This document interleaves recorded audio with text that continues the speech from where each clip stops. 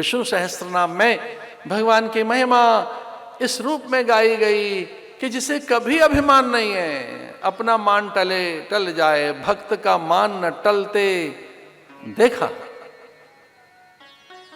जिसे अपने ईश्वरत्व का, श्रेष्ठता का बोध ही नहीं है, जो निराभिमानी है, ऐसे नारायण के साथ में चली और भगवान नारायण के वामांग में आकर बैठ गईं।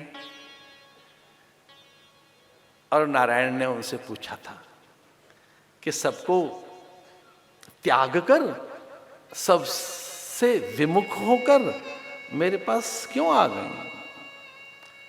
हे लक्ष्मी, आपने मुझ में ऐसा क्या देखा? तो लक्ष्मी जी बड़ी विनय के साथ एक बात कहने लगी, ये मुझे आपसे कहनी है, अगर आपको लक्ष्मी चाहिए तो। माँ ने कहा मैं उस घर में जाने को तैयार हूं, मैं उस व्यक्ति के पास भी पहुंचने को तैयार हूं, मैं उसके लिए सदा सदा से उसकी होने को तैयार हूं, बस उसके पास एक ही चीज होनी चाहिए।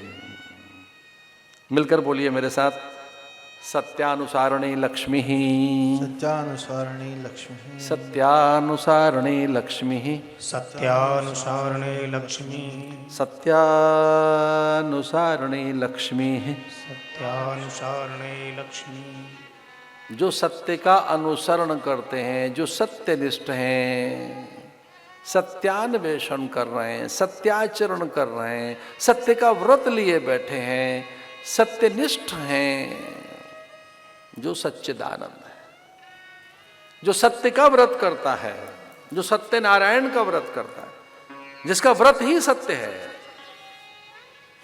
मैं उसकी सदा के लिए बन जाती हूं। तो लक्ष्मी जी नारायण के पास चले गए। और हम मनुष्यों को दो ही चीजें चाहिए, एक तो हमें धन चाहिए और यश चाहिए। मनुष्य इसके लिए एकदम पागल है, धन के लिए वो अपनों को छोड़ देता है। अरे हमने तो ऐसा सुना है, पता नहीं बात झूठ भी हो सकती है, कि पति पत्नी झूठ बोलते हैं, पैसा छुपा लेते हैं आपस में। होगा नहीं, ये मैं मानता नहीं, कई बार हो भी जाता होगा। कोई कह रहे थे कि पति पत्नी झूठ बोल लेते हैं आपस में, पत्नी छुपा के रखती है पति से, पति छुपा रहा है पत्नी से। तो हो सकता है आप ना करते हो, पर कई बार लोग करते हैं। कमाल है साहब, महात्माओं की सम्मति है, फिर तो होता ही होगा।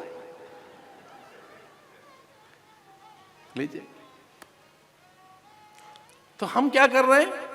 लक्ष्मी के लिए असत्य भाषण कर लेते हैं, छल कर लेते हैं, द्वैत कर लेते हैं, उसे छिपाना चाहते हैं, अपने लिए ही रखना चाहते हैं। किसी को देना है तो थोड़ा सा, पूरा नहीं, तनिक सा, और उसको आवरण में छुपा छुपा के रख रहे हैं। अगर आप धन चाहते हो, चूंकि धन चाहते हैं, और दूसरा कीर्ति चाहते हो, आप यश चाहते हो, तो दो बातें हैं, सत्यानुसारिणी लक्ष्मी, त्यागानुसारिणी कीर्ति। कीर्ति किसके पास आई, यश किसके पास आया? जो त्याग करता है। जिसने त्याग ही नहीं किया है, उसके पास कीर्ति कभी नहीं आती। यश सिद्धि तो उसी की हुई जिसने त्याग किया है। पर किसका त्याग?